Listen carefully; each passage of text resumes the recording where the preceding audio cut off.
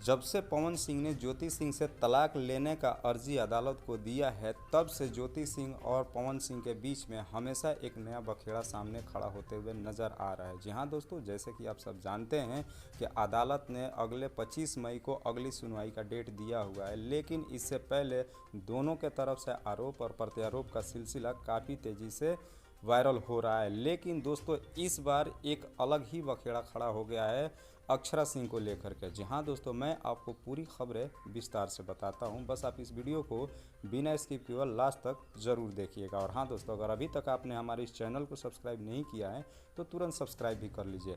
जी हाँ दोस्तों, जब एक पत्रकार ने अक्षरा सिंह से सवाल किया कि अब पवन सिंह ज्योति सिंह से तो तलाक ले रहे हैं, क्या अगर अदालत इनकी तलाक मंजूरी दे देती है तो क्या अब आप फिर से पवन सिंह के लाइफ में वापस आना चाहेंगे? इस बात पे अक्षरा सिंह तुरंत लाइव आई और आकर के बहुत बड़ी बात कह दी। जी हाँ दोस्तों, अक्षरा सिंह ने कहा कि पवन सिंह वो इंसान है जिसके साथ इस दुनिया की कोई लड़की रह ही नहीं सकती है। जी हाँ दोस्तों, अक्षरा सिंह ने ये भी कहा कि मेरा पवन सिंह के लाइफ में आना मेरी लाइफ की सबसे बड़ी भूल थी।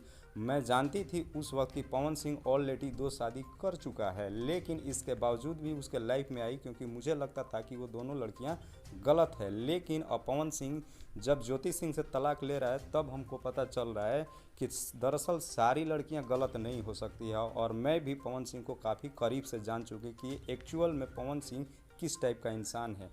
पवन सिंह वो ऐसा इंसान है जिसका किसी भी लड़की के साथ में पूरा जन्म अपना बिता ही नहीं सकता है। जी हाँ दोस्तों, ये एक बहुत बड़ा आरोप अक्षरा सिंह ने पवन सिंह के साथ में लगा दिया और यहाँ तक भी कह दिया कि मैं तो क्या, इस दुनिया की कोई भी लड़की अब पवन सिंह के साथ में शादी तो छोड़ दीजिए, उसके साथ रिलेशनशिप में भी नहीं रहना चाहेंगी।